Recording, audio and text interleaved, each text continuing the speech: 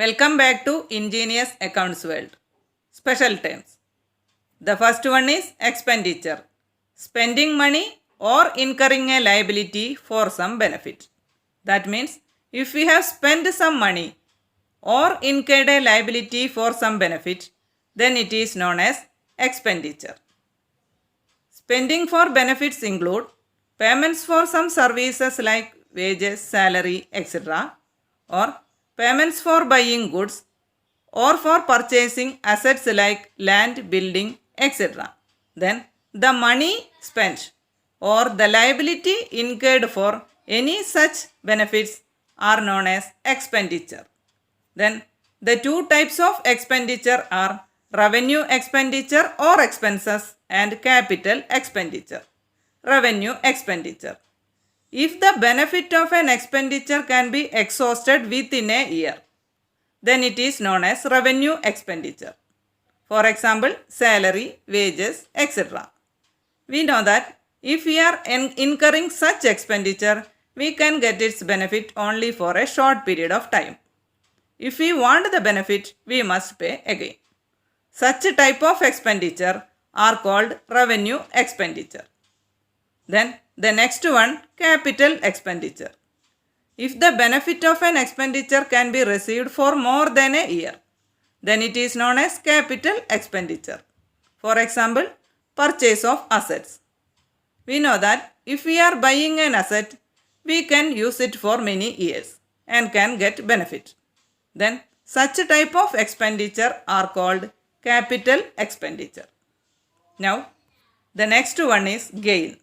A gain is a profit from transactions or events which are incidental to the business.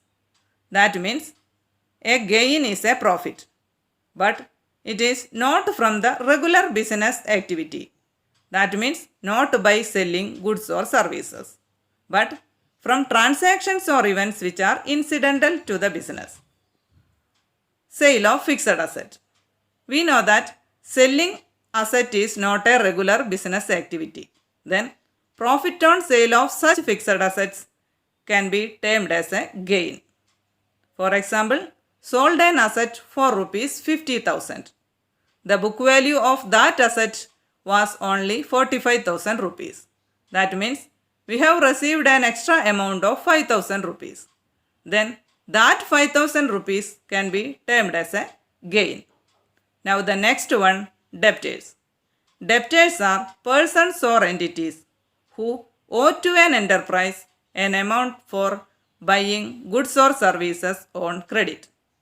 That means debtors are persons or entities, either individuals or any entities. And these persons or entities owe to an enterprise, owe to the business. That means these persons or entities are liable to pay an amount to the business. They are liable to pay for buying goods or services on credit. They have purchased some goods or services from the business. They have purchased means the business sold some goods or services to that person or entity. For that, they are liable to pay some amount to the business. Then they are called debtors. Okay, now the last one is creditors. Creditors are persons or entities who have to be paid by the enterprise an amount for providing goods or services on credit. Creditors are persons or entities, either individuals or any entities, who have to be paid by the enterprise. Here, the business have to pay the amount to that person or entity. The business is liable to pay the amount for providing goods or services on credit.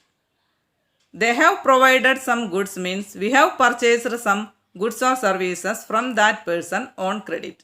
For that, we are liable to pay some amount to that person. Then that person or entity is known as creditor. These are the 4 terms for today. Now, if you found this video helpful, please like, share, comment and subscribe my channel. Thanks for watching. Thank you.